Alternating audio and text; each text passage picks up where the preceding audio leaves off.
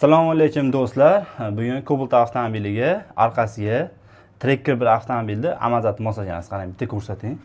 Mana hech qanaqa bu svarka, pivarka emas, birga bir mosajni berganmiz. Boltiroqon joylari ham birga hech qanaqa laqilab etdagan muammo ko'rsatib qolmaydi.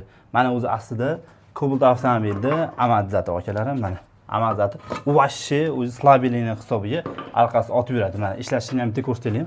Mana qarang. Maza qilib yurasizda. Haligi baliq daryoda qanaqa suzib yuradi, maza qilib buni ham yamaladi, xuddi shunaqa kayf qilib yurasa ekan. Mana ish. Bu amortizatorning ichidagi mexanizmlari baribir ancha aqlliroq Cobaltga qaraganda. Chunki Cobalt avtomobilda juda ko'pchilik biladi, hozir jemlari ham unaqa zo'r chiqmayapti akalar. O'shani hisobiga eng zo'r variant hozircha Tracker 1 bo'lib turibdi. Xohlasalar oldini ham usulni qilib chog'la qilamiz, so'ralasini meros futurkalasiz, meros futurkada. Xolasa o'zi aslida Cobalt avtomobilni futurkalar ham zo'r chiqqan, lekin kimdir hozir odamlar shunaqa bo'lib ketyapti, yana ham injiqlash ketyapti-yu, yana yumshoqroq bo'lsin, maza qilib yur deyapti. Olib kelsiz, xolasiz meros, xolasiz Cobalt hammasini boplab chog'la qilib beramiz akalar, jaydara qilib. Jonlar sog' bo'lsin, har doim o'zingizning tabassum tark etmasin.